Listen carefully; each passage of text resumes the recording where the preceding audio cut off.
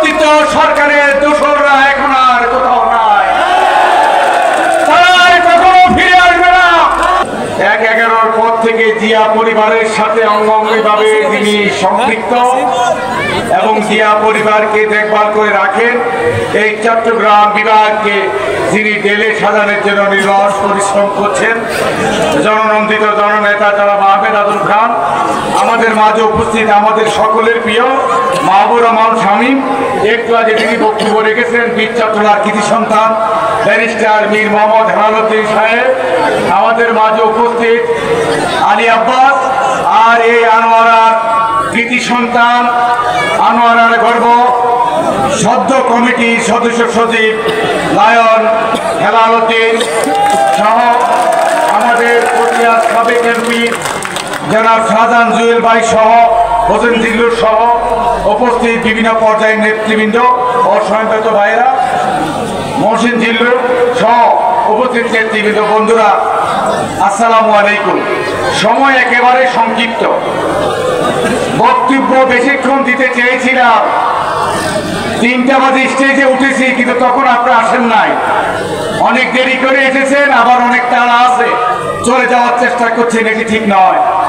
যাই হোক, এই চট্টগ্রাম দক্ষিণ জেলা এসে দেখলাম যে স্কুলের জায়গায় ঠিক আছে, মাঠের জায়গায় ঠিক আছে, ওই যে গাছ নারকেল গাছ দেখা যায় সেগুলোও ঠিক আছে, ওই মসজিদ ঠিক আছে, কিন্তু কেউ নাই মনে হচ্ছে। কারা নাই? পতিত সরকারের দোসররা এখন আর কোথাও নাই, তারা আর কখনো ফিরে আসবে না। ইতিহাস সাক্ষী, গণঅভ্যুত্থানে যে বাজার পতন হয়েছে তারা সার্ভাইভ করতে পারে নাই, সুতরাং তাদেরকে নিয়ে কোনো বক্তব্য নাই। বক্তব্য এখন একটা, আপকামিং সরকার গঠন করবে জাতীয়তাবাদী দল, কারো কারো সহ্য হচ্ছে না, কি করবে ভেবে উঠতে পারছে না।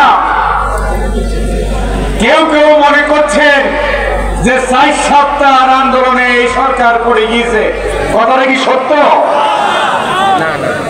বিগত ১৬ বছর নির্যাতন, নিপীড়ন, গুম খুনের ফলে এই ৪ সপ্তাহে আন্দোলন সংগঠিত হয়েছে।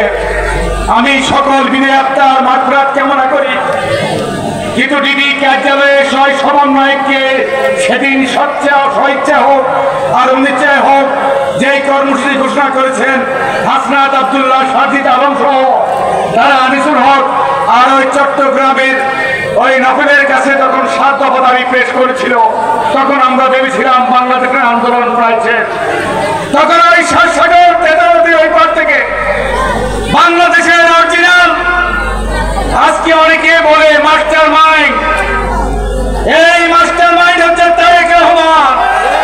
তিনি সাগর তেতাবতী ওই পার থেকে এদেশের শিক্ষকদেরকে, ছাত্র সমাজকে, যুব সমাজকে ঐক্যবদ্ধ করে এই ৬০ সপ্তাহের আন্দোলনে, খলিয়াসের আন্দোলনের প্রথম করেছিল বন্ধুরা আমার।